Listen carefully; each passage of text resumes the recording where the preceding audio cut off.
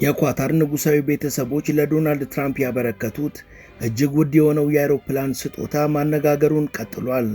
በርካታ ክፍሉ በወርቅ የተለበጠ የቦይንግን ኃያልነት ዳግም የመለሰና የግል ሲኒማ ቤትን ጨምሮ ወርቅ የለበሱ አልጋዎች ያሉበት መኝታ ክፍሎችም አሉት።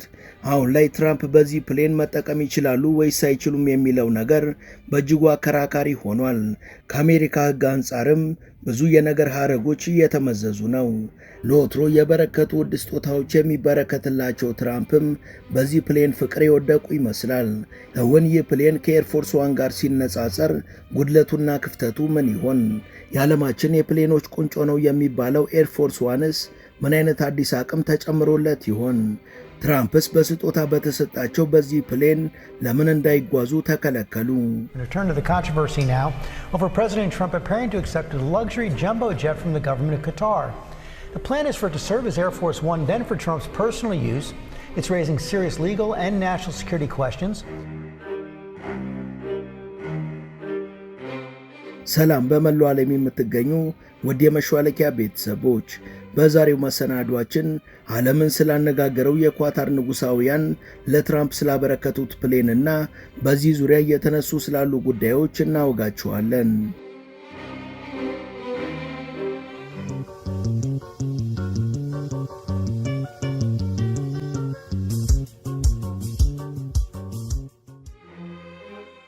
የአሜሪካው መሪ ዶናልድ ትራምፕ ባሳለፍነው ግንቦት 12 ቀን ወደ መካከለኛው ምስራቅ ትልቅ ትርጉም ያለውና የበረከቱ አዳዲስ ነገሮችን ያስከሰተ ጉዞን አድርገዋል። ትራምፕ በዚህ ጉብኝታቸው ማንም ያልጠበቀውና ከጆን ኤፍ ኬኔዲ በኋላ በአሜሪካ ታሪክ ተደርገው የማያውቁ ውሳኔዎችንም አስተላልፈዋል። ከነዚህ ውሳኔዎቻቸው መሃል አንዱ ይህ የመካከለኛው ምስራቅ ጉዞአቸው እስራኤልን አለማካተቱ ነው።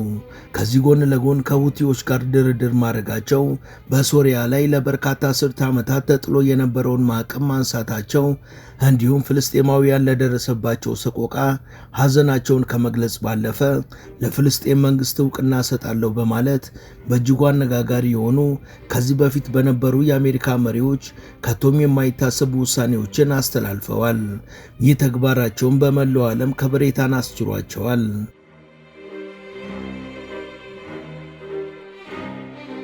በሳውዲ በተዘጋጀው የኢንቨስትመንት ፎረም ትራምፕ አክለውም የቀድሞ የሀገራችን ኃላፊነት የጎደላቸው መሪዎች ዝም ብለው ቢሊዮን ዶላሮችን የሚረዱት ሰው ከዚህ በኋላ እንደዚህ አይነት ነገር ከአሜሪካ አያገኝም በማለት አቋማቸውን ከገለጹ በኋላ የቴል አቪቭ አለቆችን በተዘዋዋሪ እንደሚከተለው ወርፈዋል። The only thing still standing between this region and its unbelievable potential was a small group of rogue actors and violent thugs seeking constantly to drag the Middle East backward and into havoc, mayhem. በሚገርም ሁኔታ ለቢዝነስ እጅግ ምቹና አዋጭ የሆነውና አቅም ያለው የቀጠና በዚህ መልኩ የፍጅትና የውድመት አውድማ የሆነው ኃላፊነት በማይሰማቸው ጥቂት ጋጠ ወጦችና ተዋናያን መሆኑ ያበሳጫል።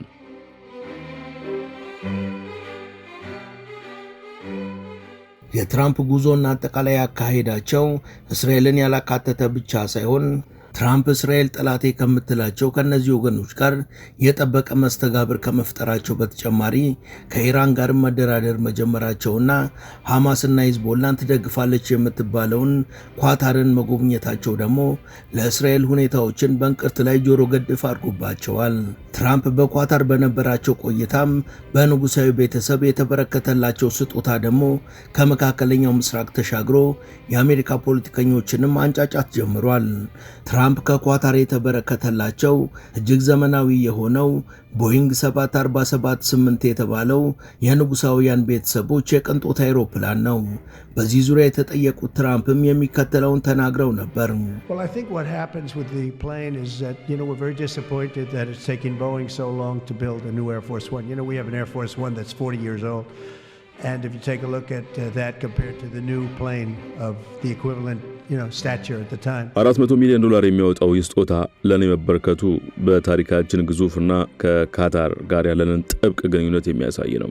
ስጦታው ለአሜሪካ አየር ኃይል የተበረከተ መሆኑና በይፋ የተደረገው ነው ሳለ መለወጥ ያለመደባቸው ዲሞክራቶች መንጫጫት ጀምረዋል። ለቦይንግ 2 ኤር ፎርስ 1 አውሮፕላኖች እንዲያመርት በ2018 ኮንትራት የተሰጠው ቢሆንም አደርሳለሁ ባለው በ2024 ማድረስ አልቻለም። አሁን የምንጠቀመው ኤር ፎርስ 1 አውሮፕላን ከግዝፈትም ሆነ ከምቾት አንጻር የካታር ንጉሳዊ ቤተሰብ ካበረከተልን ጋር እጅግ ይለያያል። የካታር ቦይንግ 747-8 ግዙፍ፣ ምቹና ዘመናዊ ነው።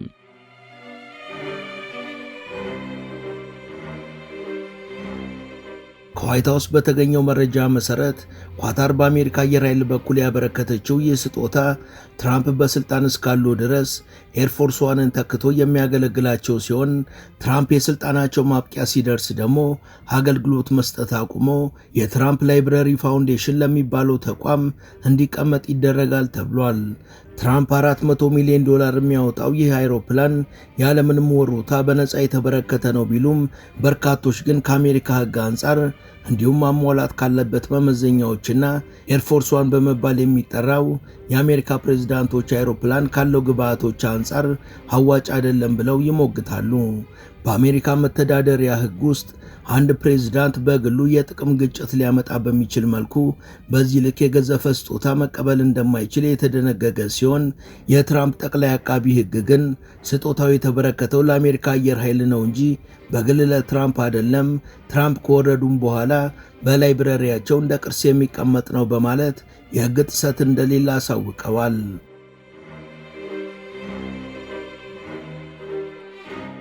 የኤርፎርስ ዋን የቴክኒክ ባለሙያዎች በበኩላቸው የአይሮፕላን የኤርፎርስ ዋን መመዘኛዎችን ለማሟላት በርካታ ወጪ ስለሚጠይቅ ሐሳቡ ከትርፉ ይልቅ ኪሳራው ያመዝናል ይላሉ።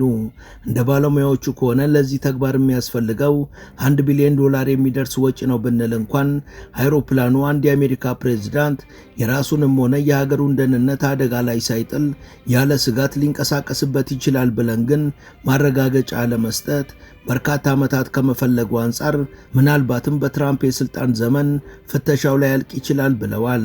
ባለሙያዎቹ አክለውም በአሜሪካ አየር ኃይል ደህንነት መርሆች መሰረት ብዙ ተግባራትን በቅድሚያ መከናወን አለባቸው ብለዋል።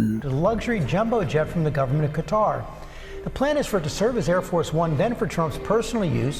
It's raising serious legal and national security questions. ስለዚህ አውሮፕላን ስናወራ ስለ አሜሪካ ህልውና ነው የምናወራው። ስለዚህ በስጦታ የተገኘው አውሮፕላን ኤር ፎርስ ዋንን እንዲተካ ከተወሰነ በኤር ፎርስ ደረጃ ወደ ማዘመኑና ወደ ማሻሻሉ ተግባር ከመገባቱ በፊት የጀርባ ታሪካቸው በአስተማማኝ በተጠና አሜሪካውያን የአውሮፕላን ሙሉ በሙሉ እስከ መጨረሻው ብሎን ተፈቶ ከተበተነ በኋላ አውሮፕላኑ ከተሰራበት ማቴሪያል ጀምሮ እያንዳንዱ አካልና ብሎን ጭምር በምርመራና ፍተሻ ውስጥ ካለፈ በኋላ ነው ወደ መገጣጠሙም ሆነ ወደ ማሻሻሉ የሚገባው። ከአውሮፕላኑ ግዝፈትና ከተገነባባቸው ግብአቶች ብዛትና ውስብስብነት አንጻር የኃላፊነት በርካታ ዓመታት ይጠይቃል። ከዛ በኋላ ነው እኛ የምንወስነው። ለምርመራ ስራውም ቢሆን በከፍተኛ ደረጃ የስልጠና ብቃት ያላቸው ባለሙያዎች የሚሳተፉ እንደመሆኑ ቀላል የማይባል ወጪ አለው። ሁሉም ነገር ሰላም ከሆነና ወደ ማሻሻሉ ከተገባ ደግሞ ወጪው $1 ቢሊዮን በላይ ይሆናል።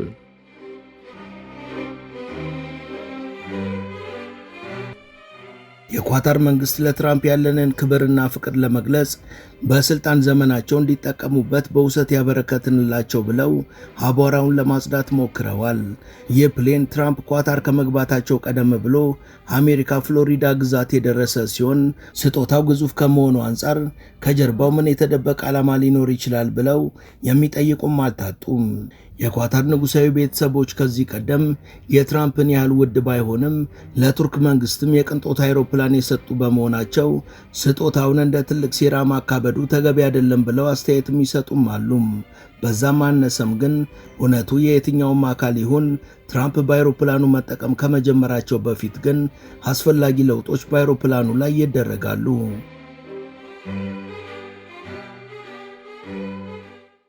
ውድ የመሿለኪያ ቤተሰቦች ተረካችንን እዚህ ድረስ ከተከታተላችሁት ቻናሉ የበለጠ እንዲያድግ አንድ ጊዜ ሰብስክራይብ እንድታደርጉ አስታውሰን ተረካችንን እንቀጥል።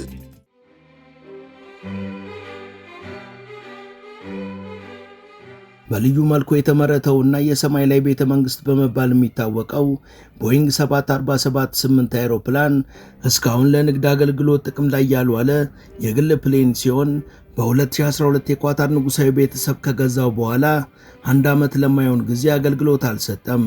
በእርግጥ ትራምፕ ለቅንጦት አውሮፕላን አዲስ ባይሆኑም ለዚህኛው የሰጡት ትልቅ ግምት ግን የአውሮፕላኑን ልህቀት ያሳያል ተብሏል። ትራምፕ ለስጦታ ኳታሮችን ያመሰገኑ ሲሆን ተቃዋሚዎቻቸው የሚሰጡትን አስተያየት በተመለከተም እንዲህ ያለ ትልቅ ስጦታ በነጻ ተበርክቶልኝ እምቢ የምል ጅል አይደለሁም ብለዋል። የአሜሪካ የፍትህ ዲፓርትመንት ኃላፊ ደግሞ አውሮፕላኑን መቀበል የሚተላለፈው ሕግ የለም ያሉ ሲሆን የፕሌኑ የውጭም ሆነ የውስጥ ክፍሉ ውበትን፣ ምቾትንና ቅልጥፍናን አዋህዶ ዲዛይን የተደረገ በመሆኑ ነው የሰማይ ቤተ መንግስት የተባለው ተብሏል።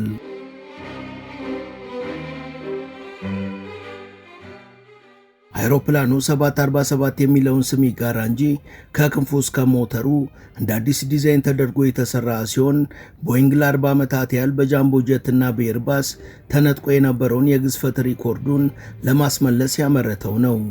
ክንፎቹም ሆኑ ሌሎቹ አካሉ ግዝፈታቸው በሰማይ ላይ እንዴት ሊበር ይችላል የሚል ጥያቄን ያጭራሉ።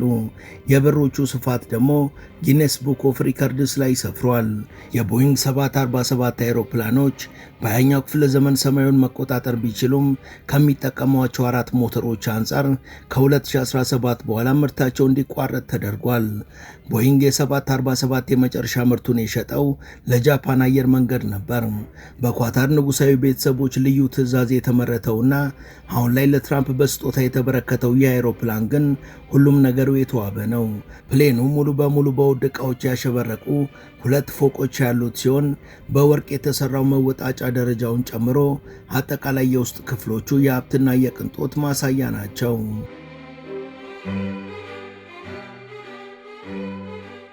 የፕሌኑ ሁሉም ጠርዞች በወርቅ ያጌጡ፣ ሰፊና ምቹ ሳሎኑ ደግሞ ውድ በሆኑ የቤት ዕቃዎች የተሞላና ለዓይን በማይጠገብ መልኩ የተዘጋጀ ነው። የምግብ አዳራሹም የተንሳፈፈ ቅንጡ ሆቴል የሚመስል ሲሆን በወርቅ የተለበጡ ሰፋፊ አልጋዎችን የያዙት መኝታ ቤቶችም ሰላም የሚሰጡ ናቸው። መሰብሰቢያ አዳራሹም ማራኪ ሲሆን ሰፊ የግል ሲኒማ ቤትንም ያካተተ ነው።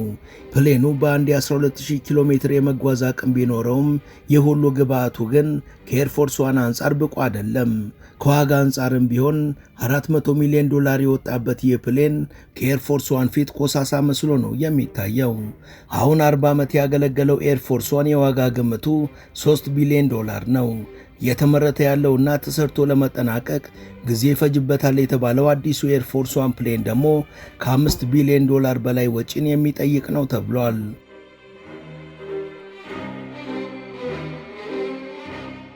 This is the newest Air Force One, and it is the most advanced presidential taxi ever made. Well, maybe. The VC-25B has been stuck in limbo for years as delay after delay bogs down the program into the latest Department of Defense boondoggle. ኤርፎርስ ዋን የሚገነባው እጅግ ሚስጥራዊ በሆነ ሁኔታ ሲሆን ከጉልበት ሰራተኛ ጀምሮ እስከ ዋና ኢንጂነሮቹ ድረስ በአውሮፕላኑ ግንባታ ላይ የሚሳተፉት ሁሉ ተከታታይና ጥብቅ የሆኑ የጀርባ ጥናቶችንና ምርመራዎችን ያለፉና ታማኝነታቸው የተረጋገጠ አሜሪካውያን አርበኞች ናቸው። እነዚህ የሀገራቸው ባለሟሎች አልትራ ያንኪ በመባልም ይታወቃሉ። በዚህ ፕሌን የምርት ሂደት ላይ የተሳተፉት ኢንጂነሮች እያንዳንዳቸው የየራሳቸው ኃላፊነት ያላቸው ሲሆን ዋነኛው ዓላማቸውም በማንኛውም ከባድ ሁኔታዎች ውስጥ የፕሬዝዳንቱ ደህንነት ለአደጋ ሳይጋለጥ ማለፍ የሚችል አውሮፕላንን መስራት ነው። አሁን ላይ አሜሪካ 2 ኤርፎርስ ዋን ያላት ሲሆን የቦዲ ቀለማቸው ሳይቀር ከፍተኛ ሙቀትንና አስቸጋሪ የአየር ሁኔታን መቋቋም እንዲችል ተደርጎ እየተመረቱ ናቸው። ኤርፎርስ ዋን የሰማይ ላይ ዋይት ሃውስና ሚስጥራዊ የኒኩለር እዝ ማዕከል ከመሆን ባሻገር በዓለም አቀፍ ደረጃ የአሜሪካ ኃያልነት መገለጫም ነው። በተለይ ከሴፕቴምበር 11 ጥቃት በኋላ በርካታ መሻሻሎች ተደርገውበት የኒኩለር ጥቃት የመመከት አቅምም ያለው እንዲሆን ተደርጓል።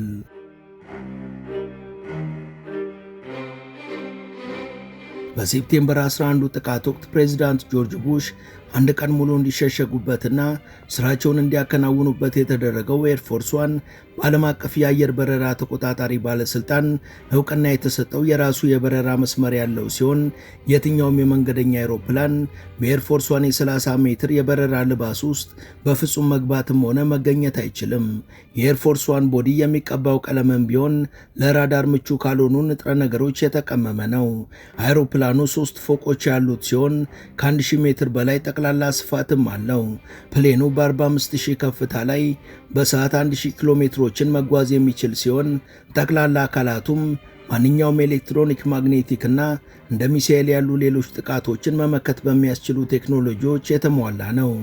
የሬዲዮ እና የኢንፍራሬድ ሲግናሎችን ማፈን የሚያስችል አቅምም ያለው ሲሆን ለሰከንድ የማይቋረጥ የኢንተርኔት አገልግሎት እንዲሁም የሲቪል እና የሚሊተሪ መገናኛ ዘዴዎችም አለው።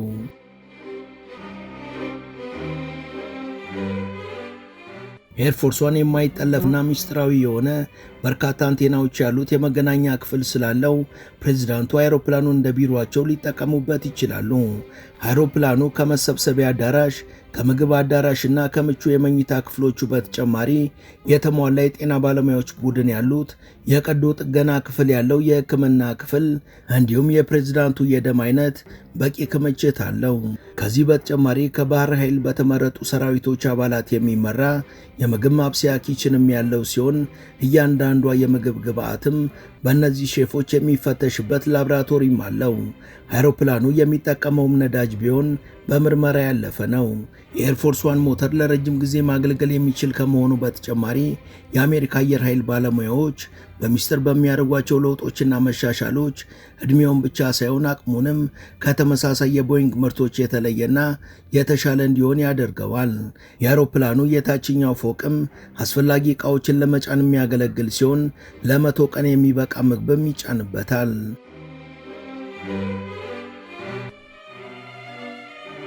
ኤርፎርስ ዋን በረራ ላይ ያለ ነዳጅ መሙላት የሚችል በመሆኑ አስፈላጊ ሆኖ ከተገኘ ፕሬዝዳንቱን እንደጫነ ለሳምንታት ያለማቋረጥ መብረር ይችላል። የአውሮፕላኑ ተግባር የአሜሪካንን ፕሬዝዳንት በአስተማማኝ መልኩ ማመላለስ ስለሆነ ከፍተኛ ወጪ እንደሚያስወጣ ግልጽ ነው። የዚህ አውሮፕላን ወጪ በሰዓት $206,000 እንደሆነ ይገመታል። ኒኩለርን ጨምሮ ማንኛውም ኤሌክትሮማግኔቲክ ሞገድን መቋቋም የሚችለው ይህ አውሮፕላን የታጠቃቸው ሌሎች በሚስጥር የተያዙ በርካታ ቴክኖሎጂዎችን ከግምት ካስገባን ትራምፕ ከኳታር የተበረከተላቸው ቅንጡ 747-8 አውሮፕላን እንደ ኤርፎርስ ዋን ለመሆን በርካታ ነገሮች እንደሚቀሩት ግልጽ ነው። ከዚህ በተጨማሪ አውሮፕላኑ ከስጋት ነፃ መሆኑ ተረጋግጦ አስፈላጊ የሆኑ ግብዓቶች እስኪታከሉበት ድረስ የሚፈጀው ጊዜ ረጅም በመሆኑ በትራምፕ የስልጣን ዘመን ሁሉም ነገር ተሟልቶ ለአገልግሎት ይበቃል ለማለት አያስደፍርም። ትራምፕ ምናልባት በፋውንዴሽናቸው ቅጥር ውስጥ ካልሆነ ሰማይ ላይ አይጠቀሙበትም በማለት በርካቶች አስተያየት ሰጥተዋል።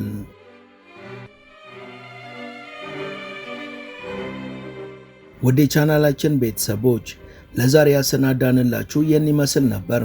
እስከ ዝግጅታችን ፍጻሜ አብራችሁን ስለቆያችሁ ከልብ እናመሰግናለን። በቀጣይ ቢሰሩ የምትሏቸውን ርዕሰ ጉዳዮች ብጠቁሙን ደስ ብሎን እንቀበላለን። ቻናላችንን ላይክና ሰብስክራይብ ማድረግ አትርሱ እያልን ለዛሬ በዚሁ ተሰናበትን። መልካም ጊዜ